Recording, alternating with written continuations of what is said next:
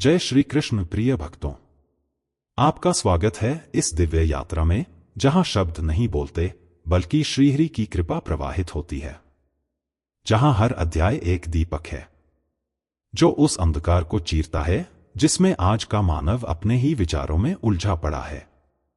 आज हम प्रवेश करने जा रहे हैं श्रीमद् भगवद गीता के 12वें अध्याय में, पर उससे पहले आइए कुछ क्षण पीछे चलते हैं उस स्थान पर जहां श्री कृष्ण और अर्जुन की दिव्य वार्ता अध्याय 11 में ठहरी थी। वहां हमने देखा, जब अर्जुन ने स्वयं भगवान का विराट स्वरूप देखा तो उसका रोम रोम कांप उठा। वो दर्शन केवल आंखों से नहीं, आत्मा से किए जाते हैं, और अर्जुन को पहली बार यह अनुभूति हुई कि जो सखा समझा था वो पूर्ण ब्रह्मा है। पर उस विराटता की भव्यता ने उसके भीतर एक प्रश्न भी जगा दिया कि क्या उस विराट की भक्ति करना संभव है, और यदि हां तो कैसे। अब प्रश्न वहीं से उठा है और आज का अध्याय है उसी प्रश्न का उत्तर। भक्ति क्या है, सच्चा भक्त कौन होता है और किस मार्ग से हम भगवान तक पहुंच सकते हैं। प्रिय साथियों, आज की दुनिया में इंसान अपने जीवन की सबसे मूल चीजें खो चुका है। हर तरफ दौड़ है लेकिन शांति नहीं है।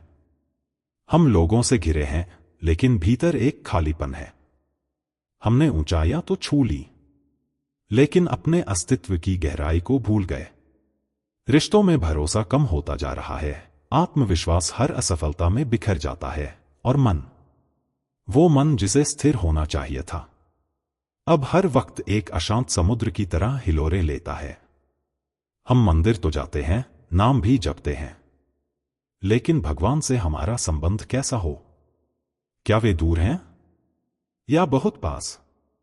क्या वे सिर्फ पूजा में हैं या हर सांस में? अध्याय 12 इन सब का उत्तर है।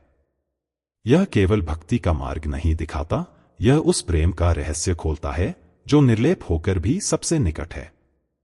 यह अध्याय बताता है कि सच्चा भक्त कौन है, वह क्या करता है। क्या भगवान भव्य पूजा चाहते हैं या सरल मन की भक्ति? क्या ज्ञान और कर्म से भी ऊंचा कोई मार्ग है? इस अध्याय में श्री कृष्ण केवल ज्ञान नहीं देते, वो हमें खुद के भीतर उतरने का रास्ता दिखाते हैं। वो कहते हैं, अगर तू मुझे प्रेम करता है तो बस मुझे स्वीकार कर। तेरे होने में ही मैं हूं और तू मेरे होने में है। तो आइए, आज इस अध्याय के साथ हम सिर्फ एक ग्रंथ नहीं खोल रहे, हम अपने मन का द्वार खोल रहे हैं, जहां से होकर हम श्री कृष्ण तक नहीं, श्री कृष्ण हमारे भीतर प्रवेश करेंगे। जो बिछड़ा है जुड़ जाएगा, जो टूटा है संवर जाएगा, जो खोया है उसे उसका स्वरूप मिल जाएगा। क्योंकि आज का ये अध्याय केवल शास्त्र नहीं, ईश्वर से मिलने का सजीव मार्ग है। तो चलिए इस अध्याय की पहली रेखा की ओर बढ़ते हैं, जहां अर्जुन एक साधक की तरह पूछता है और श्री कृष्ण एक दैवी स्नेह से मुस्कुराते हुए उत्तर देते हैं। सुन अर्जुन, अब मैं तुझे बताता हूं सच्चे भक्त का स्वरूप। अर्जुन ने शांत नेत्रों से श्री कृष्ण की ओर देखा। युद्ध भूमि की हलचल जैसे पल भर के लिए ठहर गई हो। वह बोलता नहीं, केवल भीतर कुछ गूंज रहा होता है। फिर एक ऐसी आवाज जो प्रश्न नहीं बल्कि आत्मा की गहराई से उठी पुकार लगती है। हे जनार्दन, एक जिज्ञासा है जो भीतर से बहुत समय से मुझे घेरे हुए है। कुछ योगी केवल आपके निराकार रूप की साधना करते हैं, उन्हें न कोई मूर्ति चाहिए न कोई नाम। वे आपको ब्रह्मा मानकर उस निर्विकार सत्ता में लीन हो जाते हैं। पर वहीं कुछ साधक आपका नाम जपते हैं, आपकी लीलाओं का स्मरण करते हैं और प्रेम से आपकी सेवा में लगे रहते हैं। इन दोनों में कौन मार्ग श्रेष्ठ है, कौन आपको अधिक प्रिय है? श्री कृष्ण की दृष्टि स्थिर रहती है, न उत्सुकता, न चौंक, न संशय, केवल एक दिव्य निश्चलता।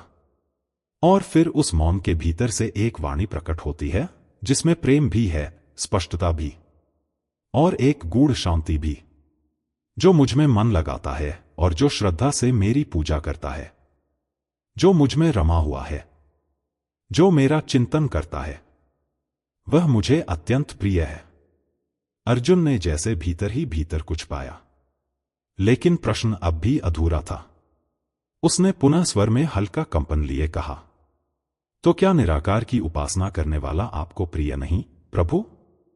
क्या जो केवल ज्ञान से आपकी परम सत्ता को जानता है, उसका मार्ग कुछ कम है? श्री कृष्ण की वाणी अब और भी कोमल हो जाती है, जैसे वो केवल उत्तर नहीं दे रहे हों, बल्कि अर्जुन के भीतर उतरकर उसकी व्याकुलता को शांत कर रहे हों। जो ब्रह्मा में लीन होते हैं, जो मुझे निराकार मानकर साधना करते हैं, वे भी मुझ तक ही पहुंचते हैं। लेकिन अर्जुन, उनका मार्ग कठिन है, क्योंकि मन को निराकार में स्थिर करना सरल नहीं। मन चंचल है, वह रूप चाहता है, भाव चाहता है, सहारा चाहता है। और इसलिए मेरे साकार स्वरूप की भक्ति उस मन के लिए सरल और सजीव है। जहां प्रेम होता है, वहां दूरी नहीं रहती, और जहां दूरी नहीं होती, वहां मैं स्वयं हूं।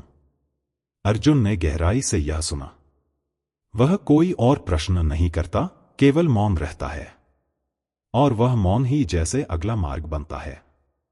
अब श्री कृष्ण उसे भक्ति का वह रास्ता दिखाने जा रहे हैं, जो न केवल उसे, बल्कि हर उस प्राणी को ईश्वर से जोड़ सकता है, जो कभी टूटा था, भटका था, या जिसने स्वयं को ईश्वर से बहुत दूर मान लिया था।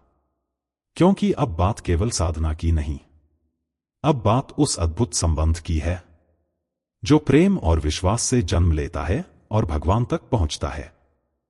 अर्जुन की दृष्टि अब स्थिर थी। मन में उठा प्रश्न शांत हो चला था, पर उसकी आत्मा अब एक नए भाव से भर रही थी। वह देख रहा था उस विराट स्वरूप के भीतर समाया एक गूढ़ रहस्य, और उसी रहस्य की डोर को थामे हुए उसने संकोच में डूबा एक नया प्रश्न उठाया। प्रभु, आपने कहा कि जो आपको प्रेम से स्मरण करता है, वह आपको प्रिय होता है। तो क्या यह प्रेम रूप के बिना संभव नहीं? क्या एक साधक के लिए भाव के साथ कोई ठोस सहारा आवश्यक है? श्री कृष्ण ने बिना किसी दार्शनिक वाक्य के केवल प्रेम की सरलता से उत्तर दिया। अर्जुन, जब मन डगमगाता है, तब वह किसी निष्पक्ष सिद्धांत से नहीं, किसी जीवंत संबंध से संभलता है। जो मेरी ओर नजर उठाता है, वह मेरा है। जो मेरे नाम से जुड़ता है, वह मुझ में जुड़ता है। जो मुझे देखता है, पुकारता है, स्वीकार करता है, वह मुझसे दूर नहीं रह सकता। साकार भक्ति केवल एक पथ नहीं, वह एक सेतु है, जिसे प्रेम की लकड़ी और श्रद्धा की रस्सियों से बांधा गया है। मैं उन हृदयों में निवास करता हूं, जहां मैं एक विचार नहीं, एक प्रियतम बन गया हूं, जहां पूजा प्रतीक्षा नहीं, प्यास बन जाती है। अर्जुन का मन अब केवल जानने की कोशिश नहीं कर रहा था, वह अब समझने लगा था कि भक्ति कोई क्रिया नहीं, एक अनुभव है। वह बोला, तो क्या आपका पूजन केवल एक साधन है आपसे मिलने का? श्री कृष्ण की वाणी अब और भी धीमी हो गई, जैसे कोई बहुत पुराना सत्य वापस लौट रहा हो। अर्जुन, भक्ति वह शक्ति है जो संकल्प को अनुभव में बदलती है। जब मन नत होता है और आत्मा सजग होती है, तब जो अर्पित किया जाता है, वह केवल फूल नहीं होता, वह प्रेम बन जाता है। जो मुझे केवल ज्ञान से जानना चाहता है, वह कभी मुझे छू नहीं सकता, पर जो मुझे एक शिशु की तरह पुकारता है, जो एक वृद्ध की तरह रोता है, जो एक मित्र की तरह बात करता है, वह मुझे पा लेता है, क्योंकि उसने मुझे जी लिया है। जो मेरे रूप को देखकर प्रेम करता है, जो मेरे नाम में विश्राम पाता है, जो मेरी मूर्ति के आगे बैठकर केवल मौन रहता है, उसकी यह साकार भक्ति मेरे लिए कोई आसान मार्ग नहीं, वह मेरे भीतर प्रवेश का द्वार है। अर्जुन की आंखों में अब हल्की नमी थी, जैसे वह स्वयं को पहली बार अपने आराध्य के निकट अनुभव कर रहा था। उसने कोई उत्तर नहीं दिया, क्योंकि आज शब्द नहीं, भाव प्रकट हो रहे थे। और श्री कृष्ण ने उसका मौन समझ लिया। वह बोले, तू पूछ रहा था ना, कौन मुझे प्रिय है? तो सुन अर्जुन, जो मुझे समर्पण के साथ पुकारता है, जो मेरे होने में अपना होना ढूंढता है, वह मुझे सबसे अधिक प्रिय होता है। अर्जुन कुछ क्षणों तक चुप रहा। उसकी आंखें गगन में ठहरी हुई थीं, मानो वो उस परम सत्ता को किसी आकार में देखना चाहता हो। फिर उसका स्वर भीतर की एक दुविधा से उठा। कृष्ण, आपने कहा कि जो प्रेम से आपको भजता है वह आपको प्रिय होता है, पर आपने यह भी स्वीकार किया कि कुछ साधक बिना किसी रूप के, बिना किसी नाम के, केवल उस निर्विकार ब्रह्मा को साधते हैं। क्या वह भी आप ही हैं? और यदि हां, तो क्या वह मार्ग भी उतना ही सच्चा है? श्री कृष्ण ने अपनी दृष्टि अर्जुन की चेतना पर टिका दी, जैसे वे उसके प्रश्न से नहीं, उसके भीतर छिपे द्वंद्व से संवाद कर रहे हों। हां अर्जुन, वह ब्रह्मा मैं ही हूं, जो निराकार है, अचल है, अजन्मा है, जो गुणातीत है और भूत भविष्य से परे है। वह मेरा ही एक रूप है। और जो साधक उस ब्रह्मा की उपासना करते हैं, जो अपनी इंद्रियों को वश में रखते हुए मन को निराकार में स्थिर करने का प्रयास करते हैं, वह भी मुझे ही प्राप्त होते हैं। पर जान ले अर्जुन, यह मार्ग कठिन है, बहुत कठिन, क्योंकि मन उस दिशा में नहीं चलता जहां कुछ दिखता नहीं। मन को किसी को छूना होता है, किसी को बुलाना होता है, और निराकार में ना कोई रूप है, ना गंध, ना ध्वनि, ना स्पर्श, केवल शून्यता है, जहां हर साधक को अकेले चलना होता है। यह यात्रा शब्दों से परे है और उस शांति की मांग करती है जो अधिकांश मनुष्यों के भीतर कभी पनप ही नहीं पाती। अर्जुन के चेहरे पर एक गहन भाव आया। वह अब जानने नहीं, समझने लगा था। उसने धीर स्वर में कहा, प्रभु, तो क्या वह मार्ग केवल कुछ विशेष आत्माओं के लिए है? क्या सामान्य जनों के लिए, जो प्रेम तो रखते हैं पर ध्यान में स्थिर नहीं हो पाते, क्या उनके लिए भक्ति संभव नहीं? श्री कृष्ण की वाणी में अब एक ऐसी करुणा उतर आई जो केवल एक ईश्वर ही अपने भक्त के लिए रख सकता है। अर्जुन, हर आत्मा मेरी है, हर हृदय मेरा धाम है, पर जो मुझसे मिलने की इच्छा रखता है वह उस मार्ग पर चले जिससे वह मुझसे जुड़ सके। निराकार मार्ग पर चलने के लिए केवल वैराग्य नहीं, एक ऐसी अद्वितीय स्थिरता चाहिए जो इच्छा, भावना और संसार से परे हो। और अधिकांश जीव प्रेम से भरे होते हैं, भावनाओं से बने होते हैं। उनके आंसू, उनकी प्रार्थनाएं, उनका मौन, ये सब मुझे बुलाते हैं। और जब मैं उन्हें सुनता हूं तो मैं किसी दार्शनिक सिद्धांत में नहीं उतरता। मैं एक नाम, एक रूप, एक भावना बनकर आता हूं। इसलिए अर्जुन, जो मुझे साकार रूप में भजता है वह मुझ में समर्पण करता है, और जो निराकार को साधता है वह स्वयं को भुला देता है। दोनों मुझ तक आते हैं, पर एक की यात्रा नीरस तपस्या है और दूसरे की यात्रा रस से भरी प्रीति। अब तुझे स्वयं तय करना है, क्या तू मुझे समझना चाहता है या जीना चाहता है? अर्जुन शांत हो गया था, जैसे वह किसी उत्तर की प्रतीक्षा नहीं कर रहा था, बल्कि उस मौन में वह सब पा चुका था जिसे शब्द कभी व्यक्त नहीं कर सकते।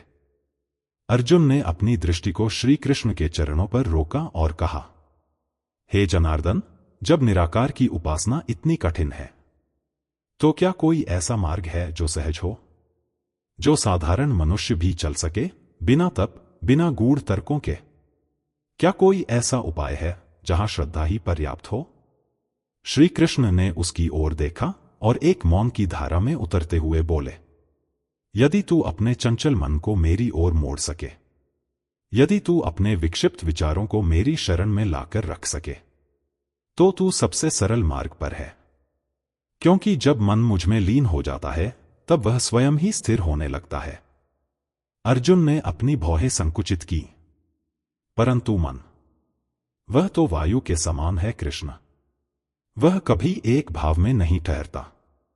वह पल में आस्था करता है और अगले ही पल संशय से भर उठता है। उस चित्त को आप में कैसे टिकाऊं? श्री कृष्ण की वाणी में गूंज नहीं थी, लेकिन उसकी गहराई समुद्र से भी गंभीर थी। मन की प्रकृति चंचल है, परंतु उसे वश में लाने की कुंजी है अभ्यास और वैराग्य। हर बार जब वह भटकता है, तू उसे मेरे स्वरूप की ओर लौटा।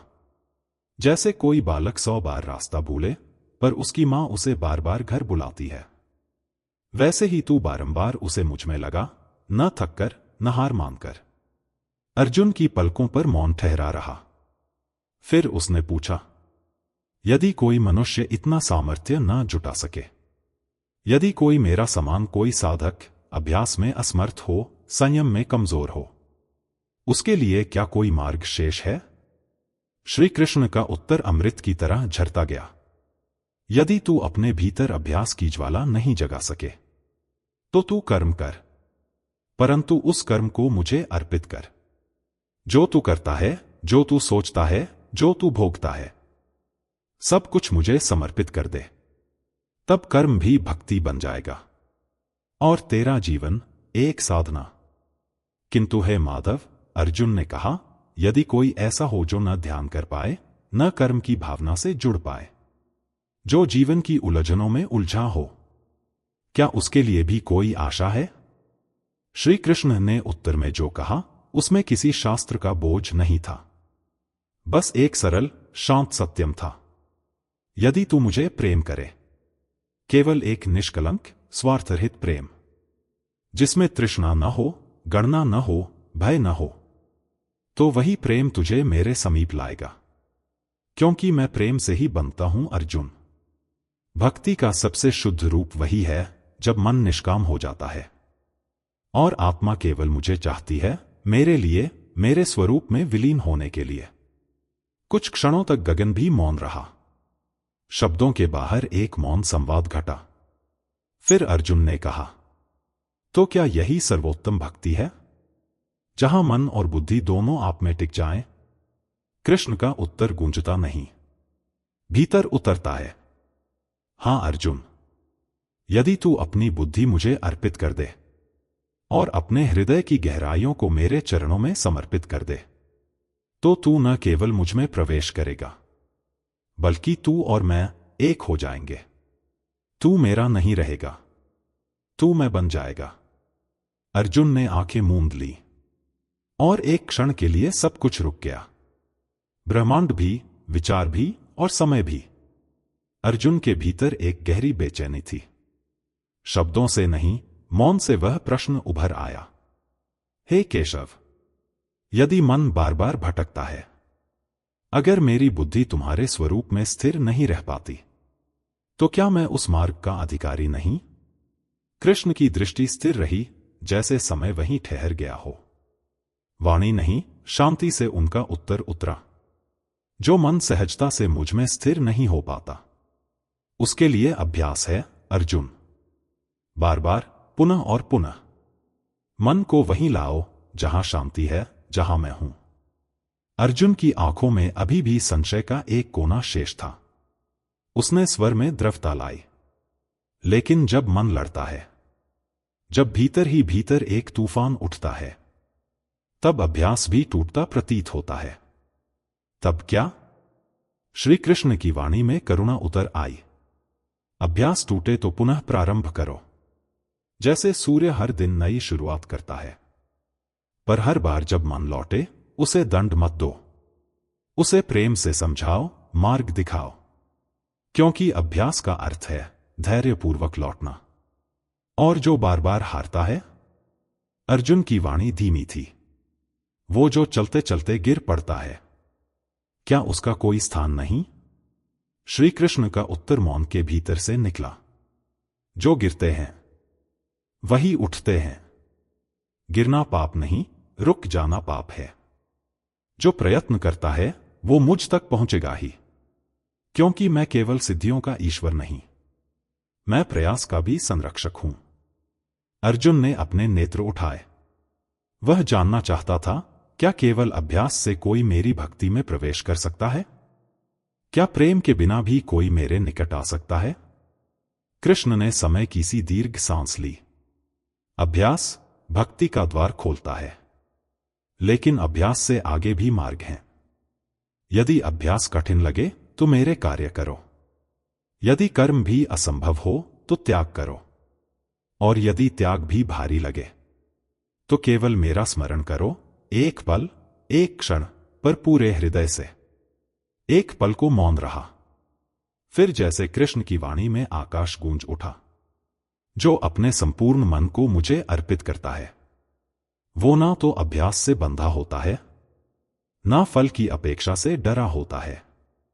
वो बस बहता है मुझ में, मेरे साथ, मेरी ओर। अर्जुन चुप था, पर भीतर उसकी आत्मा बोल उठी थी। शब्द नहीं थे उसके पास, लेकिन ज्ञान उतर चुका था। उसने अनुभव किया, भक्ति कोई एक अवस्था नहीं, बल्कि एक यात्रा है जो अभ्यास से शुरू होकर प्रेम तक जाती है।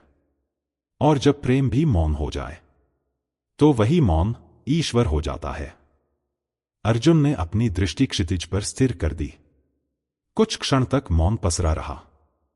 फिर जैसे अंतरात्मा की थकावट को शब्दों में ढालते हुए वह बोला, माधव, जब मन ही चंचल हो तब अभ्यास कैसे हो?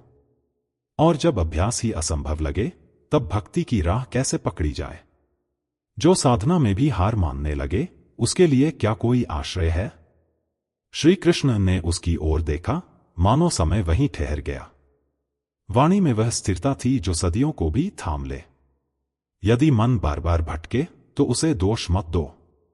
यदि अभ्यास कठिन लगे तो उससे विमुख मत हो, बल्कि एक और द्वार खोलो, कर्म का। ऐसे कर्म जो मेरे लिए हों, केवल मेरे लिए। अर्जुन की भौहों में जिज्ञासा की रेखा उभरी। उसने पूछा, कर्म? कैसा कर्म केशव? क्या युद्ध करना, क्या संग्राम में संलग्न रहना ही समाधान है? कृष्ण की वाणी में एक ऐसी अनुभूति थी जैसे किसी सूखे वृक्ष को जल देने वाला बादल बोल रहा हो। जो भी कर्म तुम करो, उसे मुझ में अर्पित करो। न फल की इच्छा में, न प्रतिष्ठा की चिंता में, केवल समर्पण की भावना में बहते हुए। न खेत जोतते हाथ रुके, न शस्त्र पकड़ते हाथ कांपे, परंतु यह स्मरण बना रहे कि यह सब मेरे लिए है। अर्जुन ने धीमे स्वर में कहा, यदि साधक मंदिर न जाए, ध्यान न कर पाए, तो क्या उसका रसोई बनाना, जल देना या किसी थके हुए को सहारा देना भी भक्ति बन सकता है? श्री कृष्ण के स्वर में एक दिव्य ध्वनि गूंज उठी। हां अर्जुन, जो भी किया जाए प्रेम से, श्रद्धा से और मेरे स्मरण में, वह भोजन नहीं, प्रसाद है। वह सेवा नहीं, पूजा है। वह कर्म नहीं, आराधना है। तुम जल दो किसी प्यासे को, यदि वह जल मेरे भाव से दिया गया, तो वह भी गंगा के समान पावन हो जाता है। क्षण भर को अर्जुन चुप रहा। फिर जैसे भीतर की जड़ता पिघलने लगी हो, तो क्या मैं केवल युद्ध नहीं, अपना हर सांस, हर विचार, हर शब्द यदि तेरे चरणों में समर्पित कर दूं, तो वह भी तब बन जाएगा? कृष्ण ने उत्तर दिया, अर्जुन, जो सांस भी मेरे स्मरण में ली जाए, वह ध्यान है। जो कर्म भी मेरे भाव में किया जाए, वह पूजा है। जो जीवन भी मेरे प्रेम में जिया जाए, वह स्वयं मुक्ति है। अर्जुन, यदि अभ्यास कठिन हो तो कर्म करो, मगर स्वयं के लिए नहीं, मेरे लिए। न अपना कहकर जियो, मेरे होकर जियो। फिर कोई साधना कठिन नहीं लगेगी। और उसी मौन में अर्जुन की आंखों में पहली बार एक नई दीक्षा जन्म लेने लगी। अर्जुन की दृष्टि क्षितिज पर अटकी थी।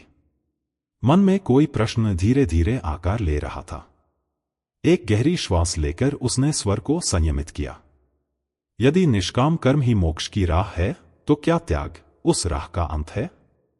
श्री कृष्ण की दृष्टि शांत थी, जैसे कोई नदी हो जो किसी उत्तर की प्रतीक्षा नहीं करती, बस बहती है। कर्म साधन है अर्जुन, पर त्याग वह शुद्धि है। कर्म में गति है, पर त्याग में गहराई। अर्जुन की भौहों में हलचल हुई। किंतु हे माधव, त्याग किसका? क्या यह शरीर का, या कर्म का, या फिर इच्छाओं का? श्री कृष्ण का स्वर अब मौन के समान था।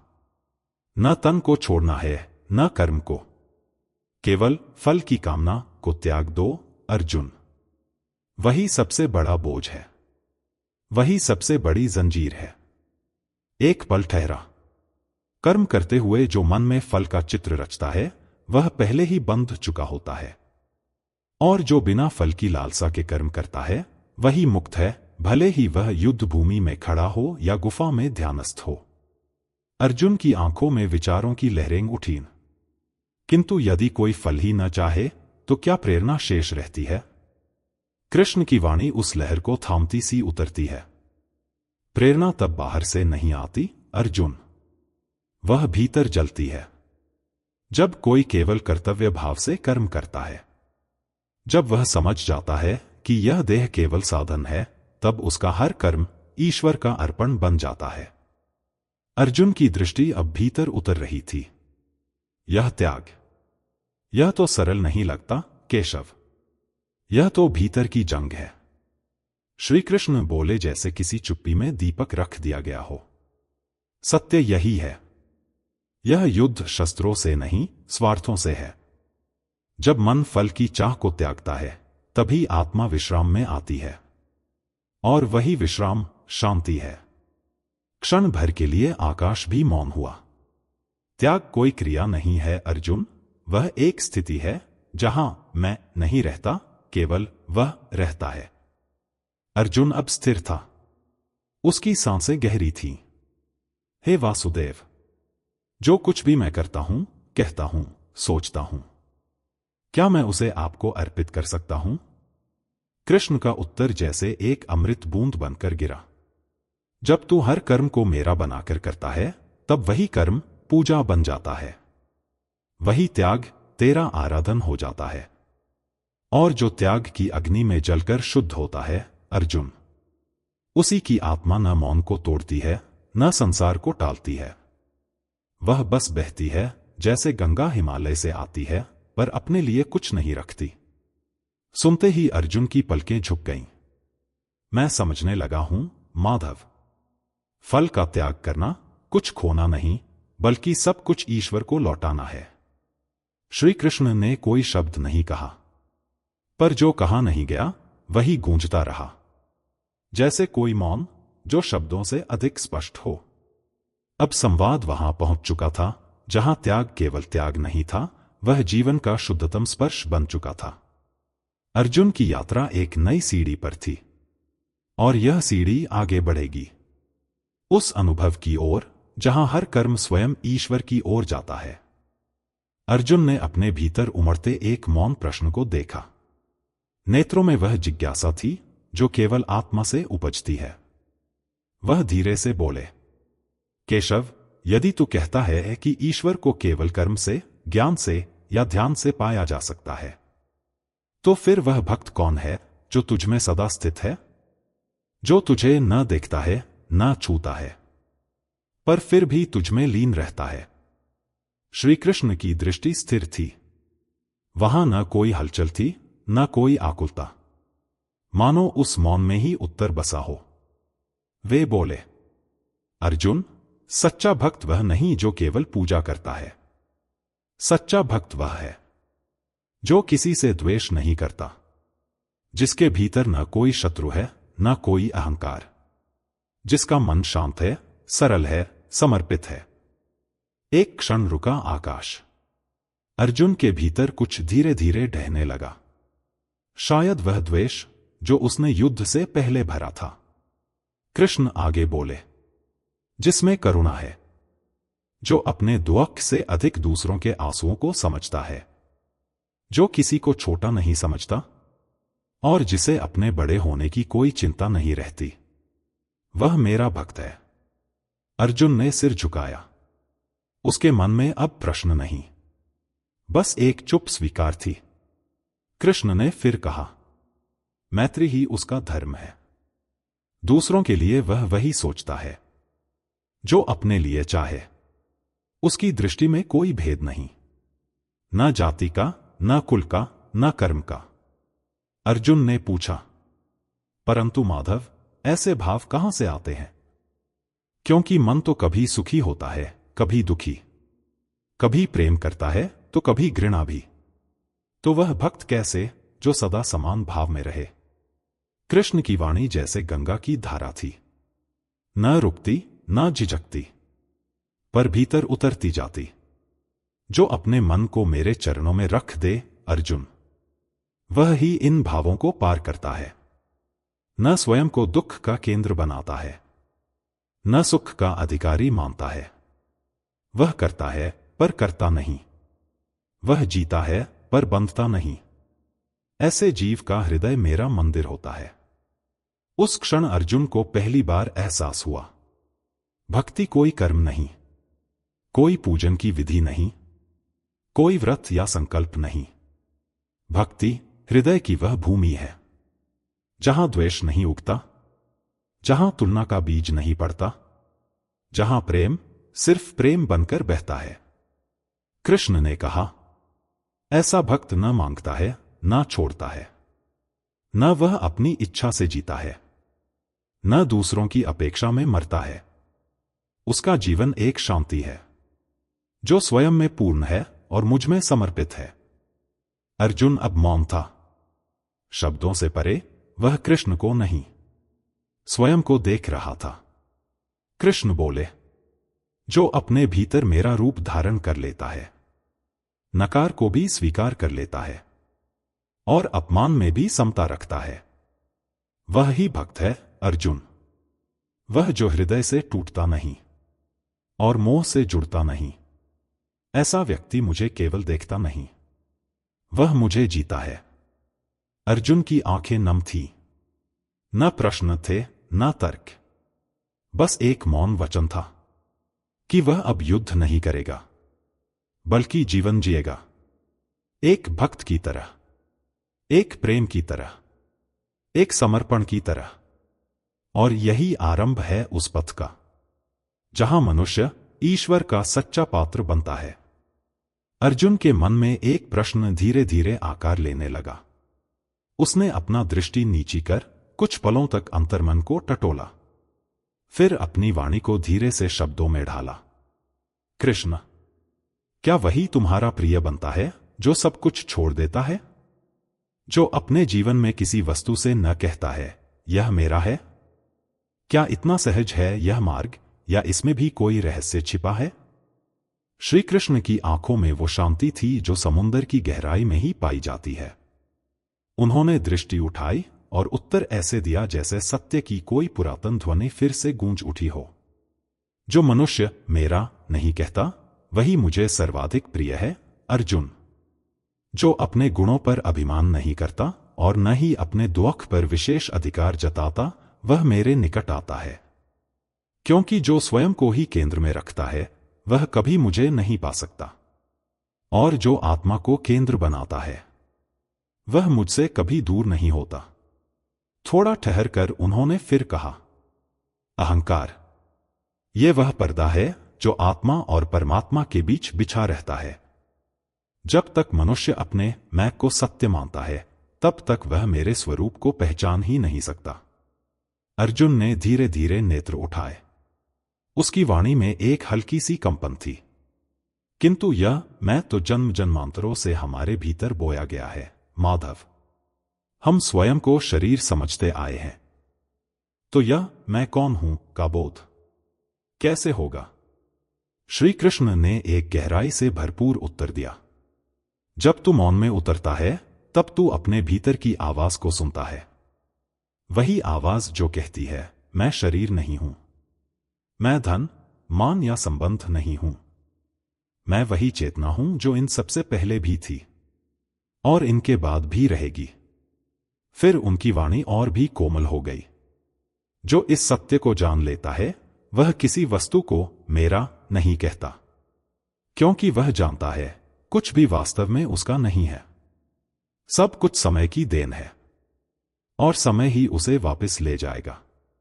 वह अपने सुख पर गर्व नहीं करता और दुख में भी टूटता नहीं, क्योंकि उसे मालूम है यह सब क्षणिक है और केवल आत्मा ही स्थायी है। अर्जुन कुछ क्षण मौन रहा। उस मौन में उसकी सारी चिंताएं जैसे बहती चली गईं। फिर उसने एक गहरे भाव से पूछा, मधुसूदन, तो क्या समत्व ही वह द्वार है जिससे भक्ति के भीतर प्रवेश होता है? श्री कृष्ण ने उत्तर दिया, हां अर्जुन, जो अपने हर्ष और विषाद को समान भाव से देखता है, जो किसी की सफलता से जलता नहीं और अपने अपमान में भी शांत रहता है, वही मेरे मंदिर के द्वार तक पहुंचता है, क्योंकि वह आत्मा को ही अपना घर मानता है और मैं उसी आत्मा में वास करता हूं। सर्दी गर्मी, मान अपमान, सफलता विफलता, सब में समता, भावनात्मक स्थिरता की ताकत, भक्ति में लय होने की स्थिति। अर्जुन ने अपनी दृष्टि थोड़ी दूर कहीं टिका दी। शब्द भीतर ही घूमते रहे पर स्वर ना निकला। कुछ पल बीते, फिर वह बोला, केशव, जब जीवन थपेड़े मारता है, जब कोई प्रिय पीठ मोड़ लेता है, जब अपमान भीतर तक चीरता है, तब मन क्यों कांपता है? क्यों उस क्षण ज्ञान स्मरण नहीं आता? कृष्ण ने आकाश की ओर देखा जैसे क्षितिज के पार कोई रहस्य छुपा हो। फिर उसका स्वर उभरा, क्योंकि तू अब भी स्वयं को केंद्र मानता है पार्थ। जहां मैं केंद्र में हो, वहां सब कुछ प्रभावित होता है। सर्दी चुभती है, गर्मी झुलसाती है, सम्मान गर्व बनता है, अपमान चोट। पर जिसने आत्मा को केंद्र में रखा, वो हर अनुभव को केवल देखता है, जैसे आकाश बादलों को देखता है, आते हुए जाते हुए, बिना भीगे, बिना उलझे। अर्जुन ने अपनी भ्रिकुटियां संकुचित की और एक क्षण रुककर कहा, पर प्रभु, जब अपनों से ठोकर मिले, जब श्रम निष्फल लगे, जब भावनाएं दरकने लगे, तो क्या उस क्षण भी संभव है? कृष्ण का उत्तर धीमे लेकिन निश्चल स्वर में आया, संभाव कोई भावना नहीं, वह स्थिति है जो निर्मित होती है अभ्यास से, समर्पण से और मेरे स्मरण से। जिसने मुझे भीतर बसा लिया, उसके लिए कोई भी भाव परमात्मा की लीला बन जाता है। सर्दी उसकी परीक्षा है, गर्मी उसका तप, अपमान उसकी विनम्रता का अवसर है और सफलता उसके आत्मविकास की भूमि। एक मौन रेखा दोनों के बीच खिंच गई। फिर अर्जुन ने स्वर में एक संशय भरकर पूछा, तो क्या सुख की कामना और दुख से घृणा दोनों ही बंधन हैं? कृष्ण ने देखा अर्जुन की ओर। उस दृष्टि में न उपदेश था, न आदेश, बस एक गहराई थी जो सीधे आत्मा तक उतरती थी। सही कहा तूने धनंजय, सुख के पीछे भागना और दुख से भागना दोनों ही आत्मा को डगमगा देते हैं। जो समत्व को साध ले, वही नित्य रहता है, न हर्ष में डूबता है, न विषाद में डगमगाता। वह भक्त नहीं, स्वयं मेरा अंश बन जाता है। कुछ क्षणों तक अर्जुन मौन रहा, जैसे शब्द अब भी भीतर ठहरे हों।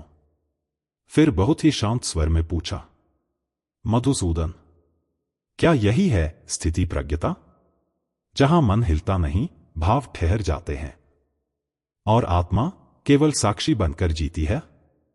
कृष्ण ने हल्का सा सिर झुकाया। वही है, जब तू रोता है और भीतर शांति बहती है, जब तू हंसता है पर अभिमान नहीं जगता, जब तू हारता है और भीतर कोई टूटता नहीं, तब तू मेरी ओर बढ़ रहा होता है। हर भाव को पीछे छोड़, उस भाव में समा जाने की ओर, जहां मैं हूं और बस मैं हूं।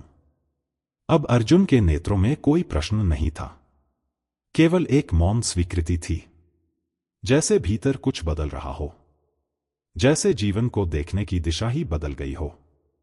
अर्जुन ने दृष्टि झुकाई और जैसे कोई बहुत पुरानी गांठ भीतर से खुली हो, वह स्वर में धीमे उतरता गया, मधुसूदन, एक बात पूछूं? जब कोई हमें चोट पहुंचा जाए, जब कोई हमें अपमानित कर जाए, तो क्या चुप रह जाना ही क्षमा है? या मन में प्रतिशोध रखना लेकिन बोल ना पाना, क्या वही संयम है? श्री कृष्ण के वचनों में जैसे आकाश की ऊंचाई उतर आई। जो मौन में बदला छुपाए वह क्षमाशील नहीं, केवल दबा हुआ है।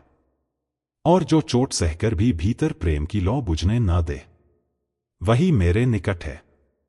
क्षमा कोई क्रिया नहीं है पार्थ, यह तो आत्मा की स्थिति है, जहां न स्वयं को कोई शत्रु दिखता है, न कोई और दोषी लगता है। जिसने संसार को अपराधों की भूमि नहीं, एक अनंत सीख मान लिया, वही क्षमा कर पाता है, क्योंकि वह समझता है जो सामने है वो भी उसी ईश्वर का अंश है जिससे तू जुड़ा है। अर्जुन ने नेत्र उठाए जैसे एक नई दृष्टि पाली हो। परंतु प्रभो, यदि कोई बार बार पीड़ा दे और हम फिर भी क्षमा करते रहें, तो क्या यह हमारी कमजोरी नहीं? कृष्ण का उत्तर शून्य जितना स्थिर था। क्षमा कायरता नहीं है अर्जुन, यह आत्मबल की पराकाष्ठा है। कमजोर वह है जो क्षण भर के क्रोध में स्वयं को खो दे। बलवान वह है जो किसी और की भूल में भी स्वयं का प्रेम ना खोए, जो अपने भीतर की शांति को इतनी गहराई से साध ले कि बाहर के तूफानों का भी उस पर प्रभाव न हो, वही क्षमा कर सकता है। अर्जुन की वाणी में एक सूक्ष्म परिवर्तन था। तब क्या क्षमा ही संतोष की ओर ले जाती है? कृष्ण का स्वर जैसे किसी तपस्वी नदी की तरह बहा। संतोष वह आभूषण है जो केवल उस हृदय को शोभा देता है जिसने इच्छाओं का विसर्जन कर दिया हो, जो सदा इस विचार में डूबा हो, जो मिला वह कृपा है, जो नहीं मिला वह भी कृपा ही होगी। ऐसा व्यक्ति कम में भी इतना पूर्ण होता है कि संपत्ति उसके पास रहे या न रहे, परंतु शांति सदा उसकी छाया बनकर चलती है। जो तृष्णा की आग में जलता है वह भले ही स्वर्ण के महल में हो, फिर भी दरिद्र होता है, पर जो संतोष में जीता है वह भले ही एक कुटिया में हो, तो भी स्वर्ग जैसा जीवन जीता है। अर्जुन ने क्षण भर मौन साधा, फिर धीरे से बोला, प्रभु, इच्छाएं क्या इन्हीं से पीड़ा जन्म लेती है? कृष्ण की वाणी में एक गहन मौन उतर आया। इच्छा वह बीज है जिससे मोह उपजता है, और जहां मोह है वहां भय है, क्रोध है, तुलना है, पीड़ा है। जब तक मन किसी विशेष परिणाम की अपेक्षा रखता है वह स्वतः ही स्वयं को बंधनों में जकड़ लेता है, पर जब इच्छाओं का विलय हो जाता है तब मन सम हो जाता है। सर्दी गर्मी, लाभ हानि, मान अपमान सब एक जैसे लगने लगते हैं, और वही स्थिति भक्ति में लय होने की स्थिति है। अर्जुन ने पूछा, क्या इच्छाओं से पूरी तरह मुक्त होना संभव है? कृष्ण ने कहा, संभव नहीं होता अर्जुन, यह तो निश्चित होता है। जो मेरे प्रति पूर्ण समर्पण में आता है उसकी प्रत्येक इच्छा मेरी इच्छा बन जाती है, और जब मन ईश्वर की इच्छा में तिरोहित हो जाए तो वहां न स्वार्थ बचता है न अपेक्षा, केवल समर्पण रह जाता है। वही सच्ची मुक्ति है, और वही मेरे भक्त की पहचान है। जो कम में संतुष्ट हो, जो हर अपमान में मौन रहे, जो हर सफलता में अहंकार से दूर रहे, और हर असफलता में भी आभार से भरा हो। अर्जुन की दृष्टि दूर कहीं टिकी रही, जैसे वह उस शांति को ढूंढ रहा हो जो बाहरी संसार में नहीं थी, और भीतर की आवाज भी अब मौन हो चली थी। कुछ देर बाद जैसे भीतर से कोई प्रश्न जन्म लेता है, मधुसूदन, क्या यही जीवन है, या जीवन उससे शुरू होता है जहां आडंबर समाप्त होता है? कृष्ण ने उसकी ओर देखा। उनका स्वर स्थिर था, जैसे ब्रह्मांड के हृदय से कोई उत्तर आ रहा हो। अर्जुन, जीवन तब गहराता है जब वह साधारण हो जाता है, जहां न दिखावा होता है न प्रदर्शन, केवल अस्तित्व होता है। जहां तुम कुछ बनना नहीं चाहते वहां तुम हो जाते हो। अर्जुन की आंखों में प्रश्न अब ठहरे नहीं, उतरने लगे। किन्हें तू अपना मानता है, केशव? कौन है तेरे निकट? कौन है तेरे प्रिय? जो दिखने में छोटे हैं पर आत्मा से विशाल, जो कम में संतुष्ट हैं और संतोष में ही समृद्ध हैं, जो हर सुबह सूरज को नमन करते हैं और हर रात मौन में उतर जाते हैं, उन्हें मैं देखता हूं अर्जुन। वे मेरे भीतर रहते हैं और मैं उनके भीतर। किन चिन्हों से पहचाना जाए उन्हें? वे साधारण हैं पर उनका जीवन तप है। उनकी दिनचर्या में चमत्कार नहीं लेकिन गहराई है। वे वही करते हैं जो सभी करते हैं, पर हर कर्म को ईश्वर की उपस्थिति से भर देते हैं। वे तर्क नहीं करते, वे अनुभव करते हैं। वे मांगते नहीं, वे समर्पण करते हैं। कुछ क्षणों तक वायु भी स्थिर थी, जैसे स्वयं प्रकृति इन शब्दों को आत्मसात कर रही हो। फिर अर्जुन ने शब्दों को महसूस किया और पूछा, भगवन, यदि कोई साधारण जीवन जीना चाहे तो सबसे पहला कदम क्या हो? पहला कदम यह है कि वह भीतर झांके, देखे कि वह किससे भाग रहा है। क्यों उसे बाहरी शोर चाहिए? क्यों उसे हर चीज में प्रदर्शन की चाह है? जिस दिन वह यह स्वीकार कर ले कि भीतर ही सबसे बड़ा सुख है, उस दिन उसका साधारण जीवन परमात्मा का मंदिर बन जाता है। पर ये युग, यह तो आडंबर को ही पूजता है। जो दिखता है वही बिकता है, जो बोलता है वही सुना जाता है। तो एक साधारण व्यक्ति कैसे सुना जाएगा? जो मौन में रहता है अर्जुन, उसकी आवाज समय से भी ऊंची होती है। जो भीतर उतरता है, उसकी उपस्थिति बिना बोले भी बोलती है। संसार जिसे अनदेखा कर देता है, ईश्वर उसी को गले लगाता है, क्योंकि वह जानता है जो भीतर दीप जलाता है वही सचमुच प्रकाश फैलाता है। अर्जुन अब शून्य की ओर देख रहा था। ना कोई प्रश्न बचा था, ना कोई उत्तर शेष। केवल एक शांति थी जो साधारण जीवन की गहराई में उतर चुकी थी।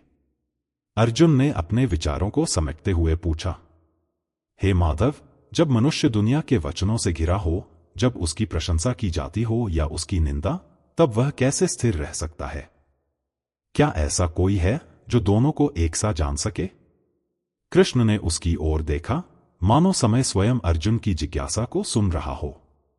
उन्होंने उत्तर दिया, जो मेरी शरण में आता है वह प्रशंसा से फूलता नहीं और निंदा से झुकता नहीं।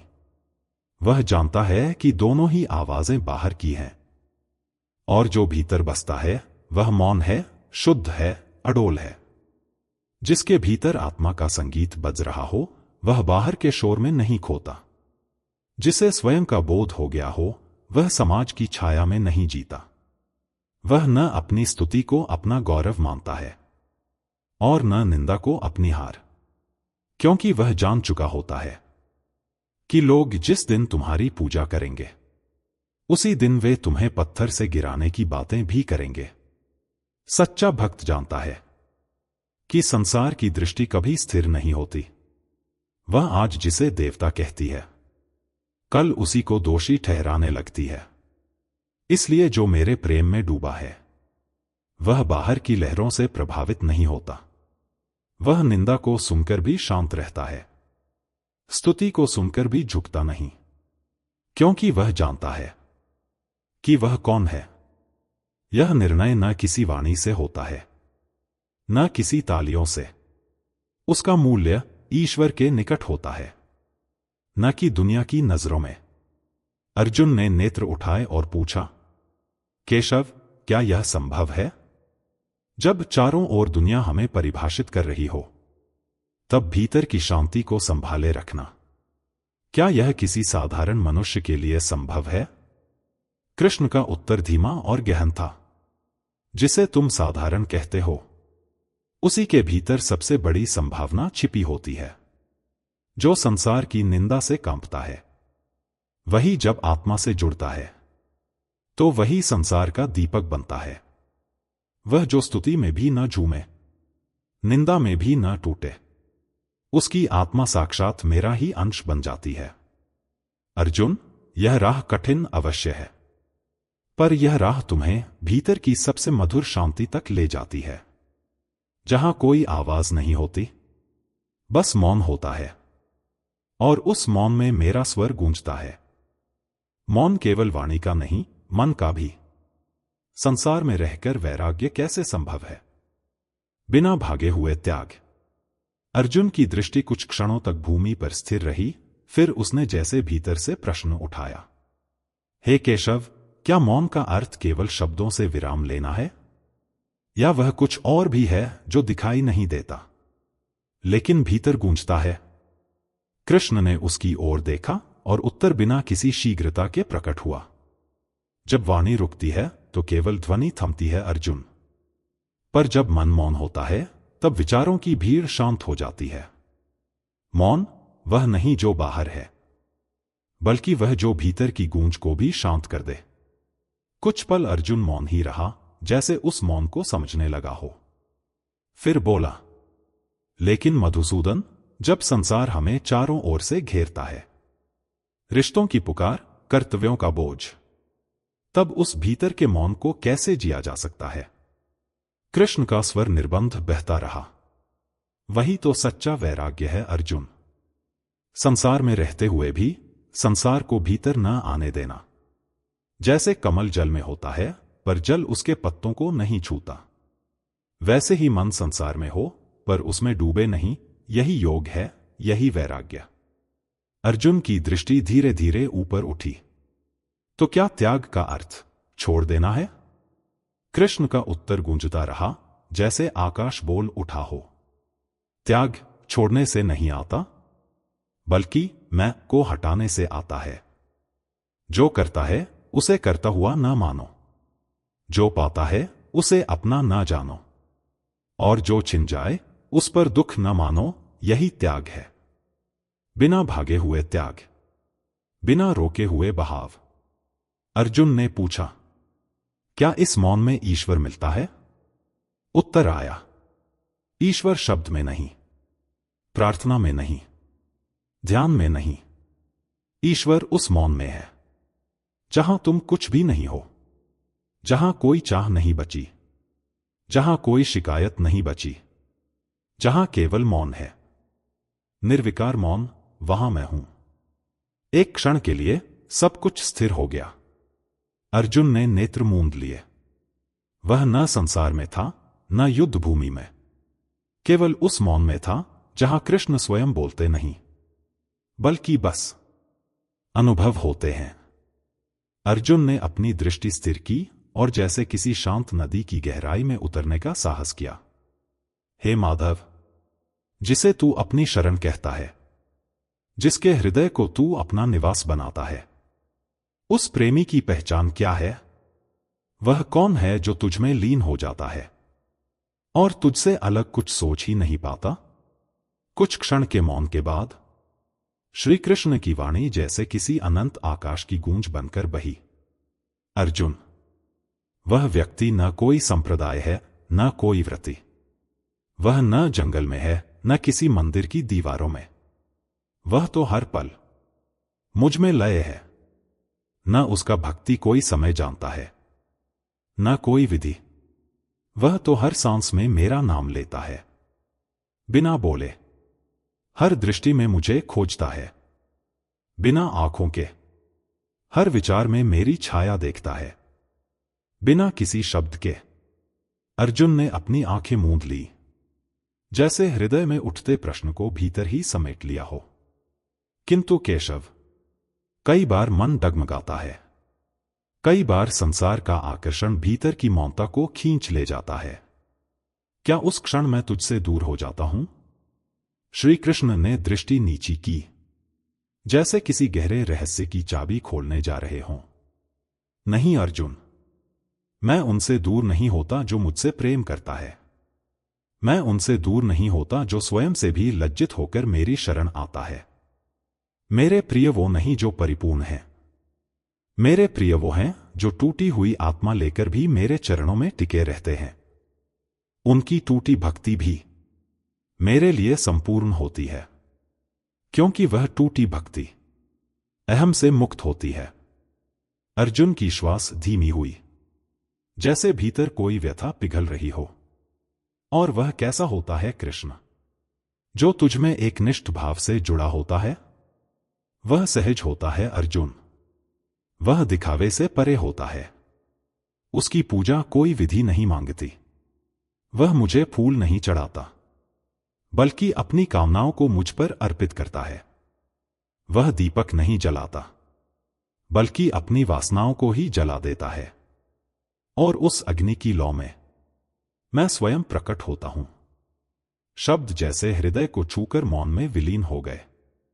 तो क्या तू उस साधक को भी स्वीकार करता है, जिसका भजन शुद्ध नहीं, जिसकी वाणी थरथराती है, जिसका मन भटकता है, और फिर भी वो लौट आता है तेरे पास? अर्जुन, जिसका हृदय लौटना जानता है, मैं उसे कभी छोड़ता नहीं। भक्ति कोई उपलब्धि नहीं, भक्ति एक समर्पण है। जो गिरकर भी उठता है, वो मेरा ही है, क्योंकि मेरा कोई भक्त कभी विनाश को प्राप्त नहीं होता। अर्जुन की आंखों में एक शांति उतर आई, जैसे प्रश्न अब केवल मौन की भाषा में पूछे जाएंगे। केशव, क्या तू उस आत्मा को भी स्वीकार करता है, जो तुझे जानता नहीं, पर तुझसे प्रेम करता है? हां अर्जुन, भक्ति ज्ञान से ऊंची है। ज्ञान वहां समाप्त हो जाता है जहां अहंकार जन्म लेता है, पर प्रेम, वह बिना किसी पात्रता के भी प्रवाहित होता है। जो मुझे प्रेम करता है, वह मेरे हृदय का अंश है। वह ब्राह्मण हो या शूद्र, नारी हो या निषाद, चाहे कोई अपराधी हो या तपस्वी, अगर उसमें मेरा स्मरण है, तो मैं स्वयं उसके साथ हूं। हर कठिनाई में, हर श्वास में, हर हार में, और हर पुनर्जन्म में। अब अर्जुन मौन था, और वह मौन किसी युद्ध के पहले का नहीं, किसी जीवन की पूर्णता का मौन था। तो फिर है माधव, भक्ति का मार्ग कहीं बाहर नहीं, वह तो भीतर ही है। हां अर्जुन, जब तू अपने भीतर प्रेम की उपस्थिति महसूस करता है, तो समझ ले, वही मेरा मंदिर है, जहां कोई घंटी नहीं बजती, केवल समर्पण की ध्वनि होती है। और उस मौन में मैं संपूर्ण रूप से उपस्थित होता हूं। और वहीं उस संवाद के अंत में ना कोई अंतिम वाक्य था, ना कोई पूर्ण विराम, केवल मौन था, जिसे केवल अनुभव किया जा सकता है। अर्जुन ने दृष्टि स्थिर की। उसके नेत्रों में जैसे कोई प्रश्न बिना शब्दों के आकार ले रहा हो, किंतु इस बार प्रश्न मौन में था, और उत्तर भी मौन से ही जन्मा।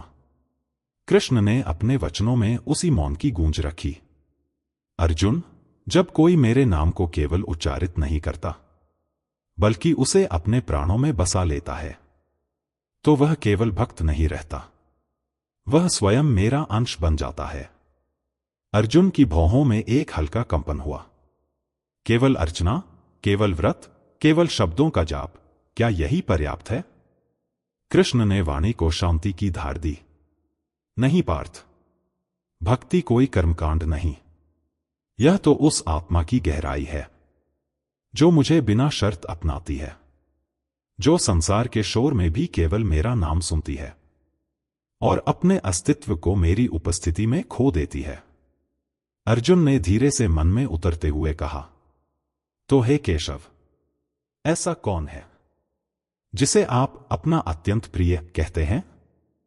कृष्ण की दृष्टि में एक दिव्य करुणा झलक रही थी, जो किसी को कष्ट नहीं देता और किसी से कष्ट नहीं पाता, जिसका हृदय संसार के संग्राम से स्पर्श होकर भी शांति से भरा रहता है, जिसके पास न अपेक्षा है न शिकायत, जो मेरी इच्छा में ही अपना सुख ढूंढ लेता है और मेरी मर्जी में ही अपने जीवन का संगीत खोज लेता है, वह मुझे अत्यंत प्रिय होता है।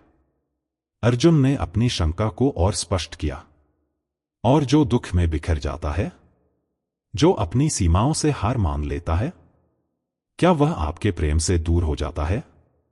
कृष्ण ने उत्तर दिया, जो हारने के बाद भी मुझे पुकारता है, जिसके आंसुओं में मेरी तलाश होती है, जिसका टूटना भी एक प्रार्थना बन जाता है, वह टूटकर भी मुझसे जुड़ जाता है। क्योंकि मैं उन लोगों से नहीं जुड़ता जो शक्तिशाली दिखते हैं, मैं उनसे जुड़ता हूं जो प्रेम में पूर्ण होते हैं। अर्जुन की दृष्टि अब एक बालक जैसी हो गई थी। हे गोविंद, तो क्या आप उस भक्ति को अधिक मानते हैं जो केवल श्रद्धा में बहती है, या उस ज्ञान को जो तर्क से आपको समझने का प्रयास करता है? कृष्ण ने जैसे समय को थाम लिया।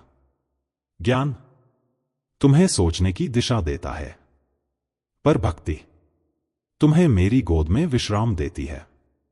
ज्ञान संदेह पूछता है, भक्ति समर्पण करती है। और अर्जुन, जो ज्ञान के साथ भक्ति को जोड़ देता है, वह मेरे अत्यंत हृदयस्थ स्थान में बसता है। अर्जुन ने धीरे धीरे अपनी हथेलियां जोड़ ली। आपके प्रिय होने की यह जो कसौटी है, क्या उसमें पूर्ण होना आवश्यक है? कृष्ण ने वाणी को अमृत की तरह बरसाया। पूर्णता मैं नहीं चाहता अर्जुन, मैं चाहता हूं भावना की सच्चाई। मैं उस प्रयास को देखता हूं जो मेरे लिए उठाया गया हो, भले ही वह अधूरा हो, पर यदि वह प्रेम से भरा हो, तो वही प्रयास मुझे प्रिय बना देता है।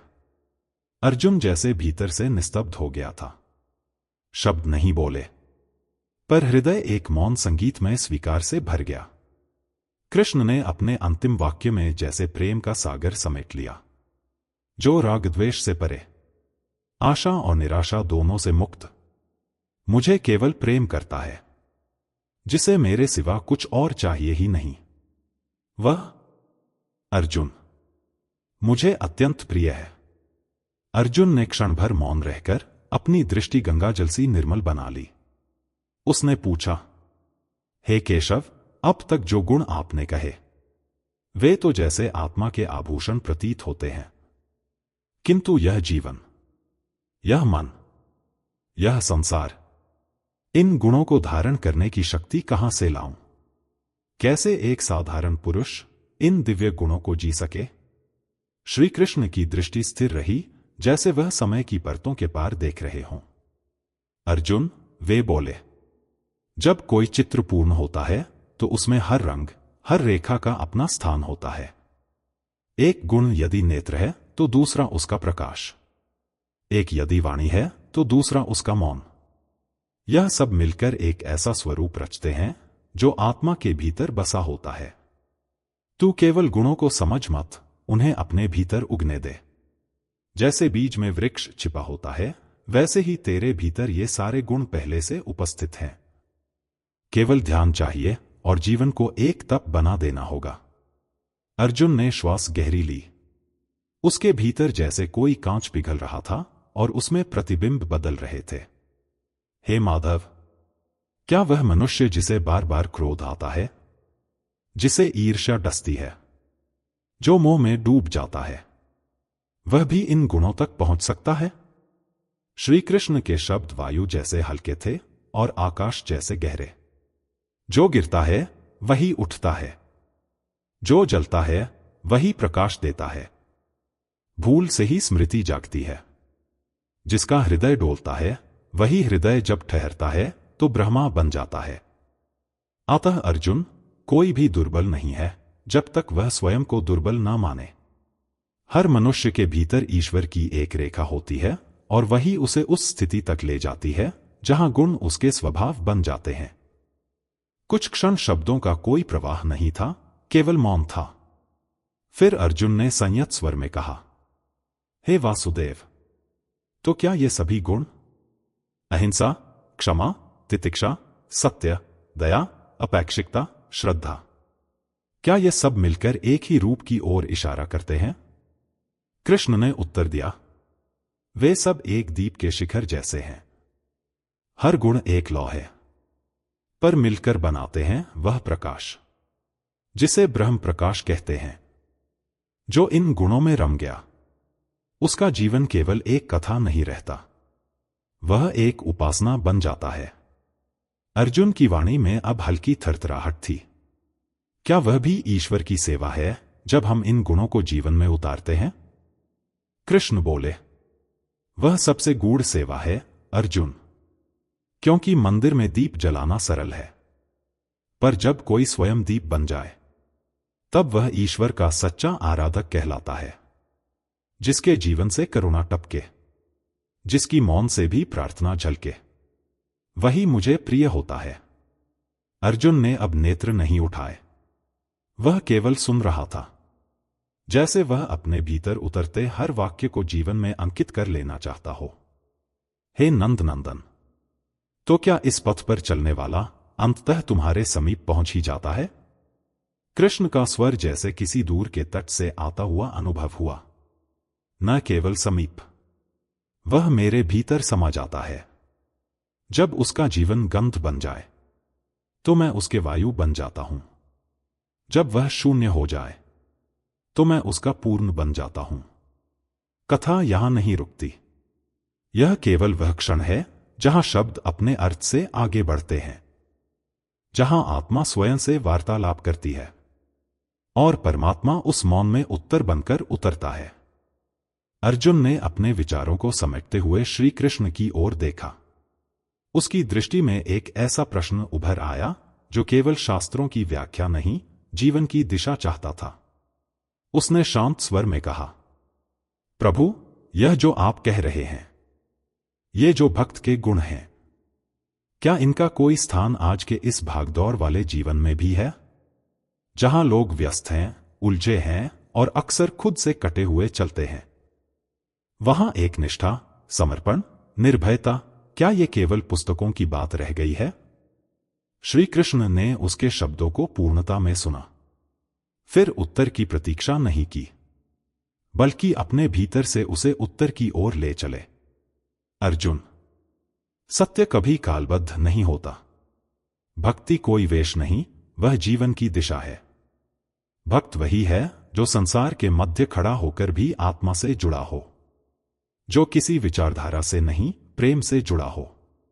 क्षण भर मौन रहा, फिर उन्होंने आगे कहा, आज जब लोग हर क्षण किसी लक्ष्य के पीछे दौड़ते हैं, तब एक सच्चा भक्त वह है जो अपने कर्म में खोए बिना भी ईश्वर को याद रखे, जो ऑफिस में हो पर अहंकार में नहीं, जो परिवार में हो पर स्वार्थ में नहीं, जो समाज में हो पर दिखावे में नहीं। भक्ति का अर्थ आज भी वही है अर्जुन, कि तुम अपनी व्यस्तता के बीच में भी मौन को सुन सको। तुम प्रार्थना को शब्दों तक सीमित न रखो, बल्कि उसे अपने व्यवहार, अपने विचार और अपने निर्णयों में उतारो। अर्जुन ने नेत्र नीचे झुकाए। भीतर जैसे कुछ स्पष्ट होने लगा था। तो क्या यह संभव है कृष्ण, कि एक व्यक्ति आधुनिक संसार में रहते हुए भी भीतर से शुद्ध और ईश्वरमय बना रह सकता है? श्री कृष्ण की वाणी में वो स्थिरता थी जो समय के पार से आती है। संभव ही नहीं अर्जुन, यही आवश्यक है, क्योंकि अब संसार और तेज हो चुका है। अधिक प्रलोभन है, अधिक भ्रम है, और इसीलिए अब ईश्वर को हृदय में बसाना पहले से अधिक अनिवार्य हो गया है। आज का भक्त वह नहीं जो दुनिया से भागे, बल्कि वह है जो संसार में रहकर भी अपने भीतर दिव्यता को जीवित रखे, जो लड़ाई लड़े लेकिन द्वेष से नहीं, जो अर्जन करे लेकिन मोह से नहीं, जो बोले लेकिन कटुता से नहीं, और जो जिए लेकिन अहंकार के बिना। शब्द जैसे गिरते नहीं थे, उतरते थे। हर पंक्ति जैसे किसी पुराने संकल्प को फिर से जागृत कर रही थी। अर्जुन ने अपनी हथेली हृदय पर रखी। कृष्ण, क्या यही भक्त की सबसे बड़ी पहचान है, कि वह संसार में रहकर भी आत्मा में बसा रहे? श्री कृष्ण का उत्तर कहीं बाहर नहीं, भीतर से आया। हां अर्जुन, भक्ति कोई विशेष मुद्रा नहीं है, वह तो जीवन की एक मौन धारा है, जो हर कर्म में प्रेम, हर वाणी में करुणा और हर संबंध में सत्य भर देती है। सच्चा भक्त वह है जो अपने क्रोध को मौन में बदल दे, अपने लोभ को सेवा में, और अपने दुख को समर्पण में ढाल दे। वह जो कहे नहीं कि वह भक्त है, बल्कि जिसे देखकर लोग कह उठें कि ईश्वर अभी भी इस धरती पर है। अर्जुन कुछ नहीं बोला। उसकी चुप्पी में स्वीकृति थी, जैसे कोई दरवाजा भीतर खुला हो। श्री कृष्ण ने उसकी दृष्टि में उठते प्रकाश को देखा, और वहीं से अगली बात शुरू हुई। अब मैं तुझे बताऊंगा अर्जुन, वो अवस्था जहां न शरीर की भूख रह जाती है, न मन का भय, जहां आत्मा अपने स्रोत से मिल जाती है, जहां भक्त और भगवान अलग नहीं रह जाते। अर्जुन की दृष्टि अब शब्दों से परे चली गई थी। उसने कुछ नहीं कहा, परंतु उसका मौन ही अब उसका सबसे प्रगाढ़ उत्तर बन गया था। उसके भीतर उठती शंका की लहरें जैसे अब समंदर की गोद में विश्राम पा चुकी थी। वह जो कभी युद्ध की आशंका से कांप उठा था, अब उसी युद्ध को एक साधना की तरह देख रहा था। कृष्ण की ओर देखते हुए उसने अपनी दृष्टि में वह श्रद्धा समेट ली थी जो कभी शब्दों से प्रकट नहीं होती, केवल आत्मा ही उसे समझ सकती है। कृष्ण की दृष्टि स्थिर थी, न उसमें कोई आग्रह था, न कोई आग्रह की आवश्यकता, क्योंकि वह जान चुके थे, जिस आत्मा ने सत्य को छू लिया हो, उसे अब और कुछ कहने की आवश्यकता नहीं रहती। कुछ क्षणों का मौन वहां छाया रहा, लेकिन वह मौन शून्यता नहीं, एक गहराई थी, जिसमें अर्जुन और कृष्ण दोनों डूब चुके थे। अर्जुन ने नेत्र मूंद लिए, जैसे भीतर से कोई प्रकाश उसे आलोकित कर रहा हो। वह अब उस ज्ञान को पढ़ नहीं रहा था, वह उसे जी रहा था। उसके भीतर अब कोई प्रश्न नहीं था, कोई संशय नहीं था, कोई इच्छा नहीं थी, सिर्फ एक समर्पण था, और उस समर्पण में एक दिव्य शांति। कृष्ण ने कहा, हे पार्थ, अब तू नहीं बोलता, क्योंकि तू जान गया है कि जहां शब्द समाप्त होते हैं, वहीं से अनुभव प्रारंभ होता है। तू अब समझ चुका है कि इस संपूर्ण सृष्टि के पीछे एक अदृश्य धारा बहती है, जो न देखी जाती है, न सुनी जाती है, परंतु हर श्वास में जीवित रहती है। वही धारा मैं हूं, वही धारा तू है, और वही धारा तेरे समर्पण का उत्तर भी है। अर्जुन की आंखें खुली।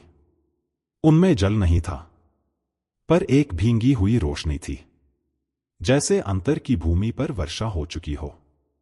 उसने कुछ नहीं कहा, उसने केवल अपना धनुष उठा लिया, और उस क्षण कोई युद्ध शेष नहीं रहा।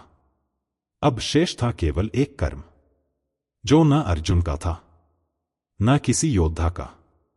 वह कर्म अब स्वयं ईश्वर का बन चुका था।